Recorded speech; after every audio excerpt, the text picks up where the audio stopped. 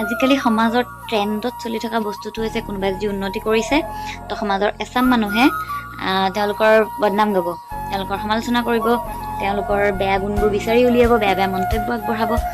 তো মই এটা কথা ক'ব বিচাৰোঁ, মোৰ এক্সপিৰিয়েঞ্চৰ ফালৰ পৰা ক'ব বিচাৰোঁ, মোৰ জীৱনত ঘটি যোৱা ঘটনা, তো তাৰ ফালৰ পৰা মই ক'ব বিচাৰোঁ, যদি আপোনালোকক কোনোবাই বেয়া মন্তব্য দিছে, যদি আপোনালোকক কোনোবাই ওপৰলৈ উঠি যাব দিয়া নাই, যদি আপোনালোকক কোনোবাই সমালোচনা কৰিছে, কৰি থাকিব দিয়ক। কাৰণ এজন মানুহ যদি গৈ থাকে নহয় ৰাস্তাইদি, তো ৰাস্তাৰ কুকুৰবিলাকে ভুকিবই, আৰু ৰাস্তাৰ কুকুৰৰ স্বভাৱেই হৈছে ভুকি থকা। তো আমি কুকুৰক গৈ উল্টাই শিলগুটি মাৰিব নাযাওঁ, কাৰণ যদি আমি শিলগুটি মাৰিব যাওঁ সি উল্টা আমাক কামুৰিবলৈ আহিব। তো তাকে নকৰি আমি গুচি যোৱা ভাল, পিছফালে ঘূৰি নাচায়।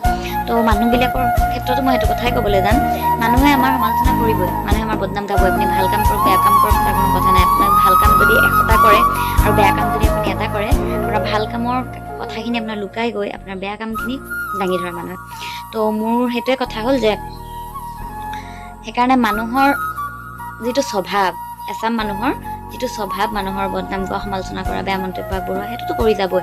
আমি যেনেকৈ কুকুৰক ঘূৰাই শিলগুটি মাৰিবলৈ নাযাওঁ, ঠিক তেনেকৈ আমি মানুহকো ৰিপ্লাই দিবলৈ যাব নালাগে। কাৰণ কুকুৰৰ যিটো জাতিগত, যিটো আপোনাৰ জন্মগত অধিকাৰ, সেইটো ভুকি থকা বা কামুৰিবলৈ, সেইটো আমি তেওঁলোকৰ পৰা কাঢ়িব নোৱাৰোঁ। ঠিক তেনেদৰে মানুহৰো সমালোচনা কৰাৰ জাতিগত অধিকাৰটো, জন্মগত অধিকাৰটো আমি কাঢ়ি ল'ব নোৱাৰোঁ। সেইকাৰণে তেওঁলোকক তেওঁলোকৰ ভাগে সমালোচনা কৰি যাবলৈ দি থাকক। কাৰণ সমাজৰ এচাম মানুহৰ কামেই হৈছে, আপুনি যদি আগবাঢ়ি গৈছে আপোনাক টানি ভৰিত ধৰি টানি চৰাই নমাই দিয়া।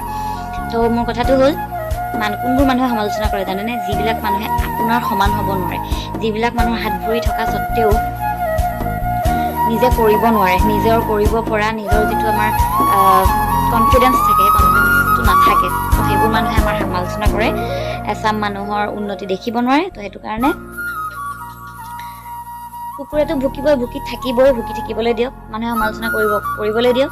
সেইবোৰ কেয়াৰ নকৰি, সেইবোৰক আওকাণ কৰি নিজৰ লাইফত আগবাঢ়ি যাব লাগে। এনেকুৱা এটা পৰ্যায়ত গুচি যাব লাগে যে তেওঁলোকে আমাক ঢুকি নাপায়।